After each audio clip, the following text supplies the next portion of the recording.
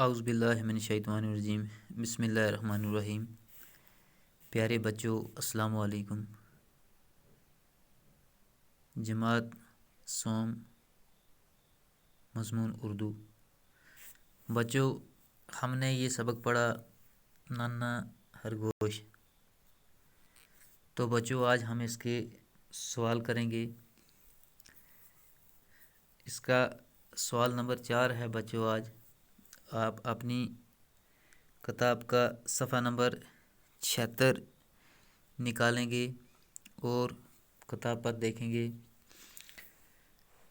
یہاں پہ ہے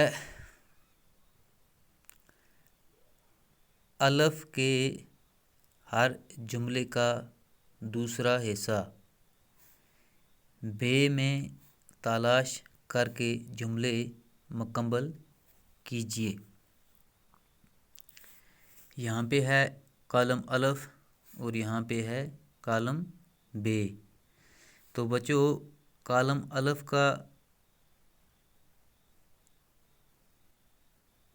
دوسرا حصہ جو ہے کالم بے میں دیا گیا ہے، تو اسے ہم نے ان کے ساتھ ملا کر ان کو مکمل کرنا ہے۔ جیسے کالم الف میں ہے ننھے خرگوش نے گاجر، اس کے آگے دیا گیا ہے رگڑ کر مار ڈالا۔ دوسرا ہے میں نے تمہاری نیکی کا، آگے ہے نصیحت یاد آ گئی۔ تیسرا ہے بندریا نے سانپ کو، آگے اس کے دیا گیا ہے بدلہ چکا دیا۔ چوتھا ہے ننھے خرگوش کو باپ کی، آگے ہے ہرنی کو دے دی۔ تو بچوں اس کا کالم الف میں جو پہلا پارٹ ہے یہاں پہ دیا گیا ہے، اس کا دوسرا حصہ جو ہے بے میں دیا گیا ہے، اس کو ہم نے اس کے ساتھ ملانا ہے۔ جیسے ہے ننھے خرگوش نے گاجر، تو بچوں ہم نے سبق میں پڑھا ہے اس کے ساتھ آئے گا ننھے خرگوش نے گاجر ہرنی کو دے دی۔ تو بچوں ہم اس کو اس کے ساتھ ملائیں گے۔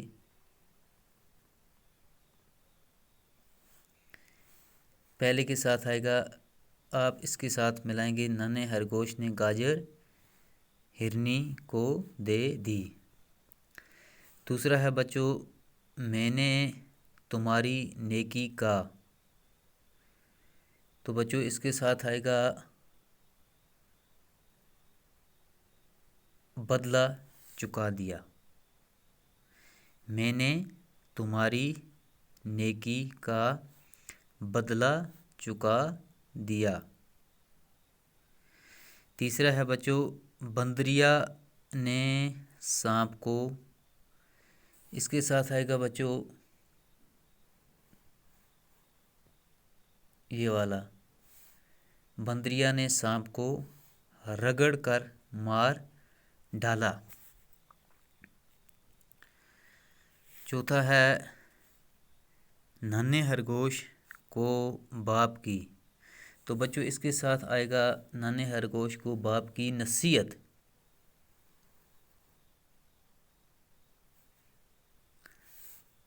آپ اس طرح اس کو ملائیں گے یا آگے لکھیں گے آپ، یعنی کہ ننھے خرگوش نے گاجر، اس کے آگے آپ کاپی پہ لکھیں گے ہرنی کو دے دی۔ دوسرا میں نے تمہاری نیکی کا، اس کے آگے آپ لکھیں گے بدلہ چکا دیا۔ تیسرا ہے بندریا نے سانپ کو، اس کے آگے آپ لکھیں گے رگڑ کر مار ڈالا۔ چوتھا ہے ننھے خرگوش کو باپ کی، اس کے آگے آپ لکھیں گے نصیحت یاد آ گئی۔